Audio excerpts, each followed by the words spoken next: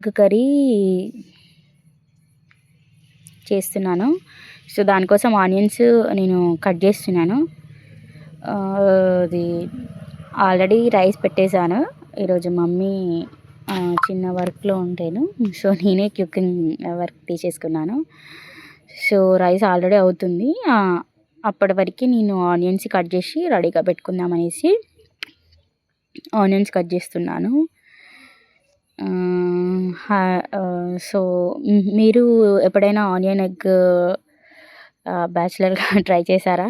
ఎలా వచ్చింది కామెంట్లో చెప్పండి. సో నేనైతే ఇది ఫిఫ్త్ టైం అనుకుంటా మేబీ నేను ఆనియన్ ఎగ్ కర్రీ చేయడం. నాకు అంత పెద్దగా రాదు, బట్ ఏదో నార్మల్గా టైంపాస్కి ట్రై చేయాలి కదా. సో ఏదో ఒకటి నాకు అదొకటి కర్రీ ట్రై చేద్దాము, అసలు రావట్లేదు. సో దాన్ని నేను పర్ఫెక్ట్ అవుదామనేసి సో నేను స్టార్ట్ చేసేసాను. సో నా ఆనియన్సే చాలా టైం పట్టేలా ఉంది. నా రైస్ అయితే అవుతుంది. ఇంకా నేను ఆనియన్స్ కట్ చేసేసి ప్రాసెస్ని ఫాస్ట్గా చేసేసేయాలి.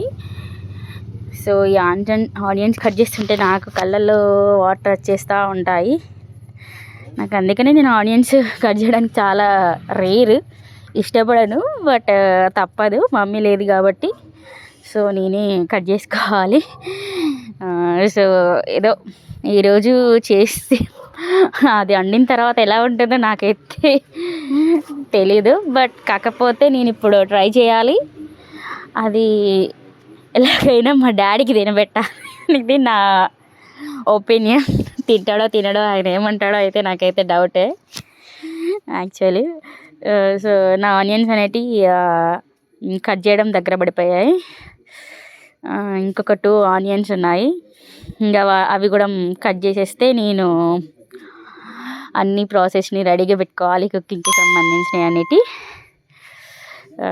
సో ఇంకా ఇంట్లో అందరు బాగున్నారా ఫ్రెండ్స్? అందరూ మీరు కుకింగ్ చేస్తూ ఉంటారా? ఇట్లాంటి వీడియోస్ ఫన్నీగా అప్పుడప్పుడు చేయాలని అనిపిస్తుంది కదా.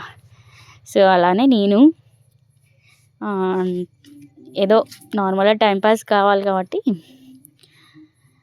సో నా ఆనియన్స్ అయితే ఫినిష్ అయిపోయాయండి. నేను అన్నీ నీట్గా రెడీ చేసి పెట్టేసుకున్నాను. ఎగ్ చూసారా? ఓకే, నేను ప్రాసెస్ అనేటిది నేను స్టార్ట్ చేసేస్తాను. చూడండి, ఎగ్, కళ్యామాకు అండ్ ఆనియన్స్.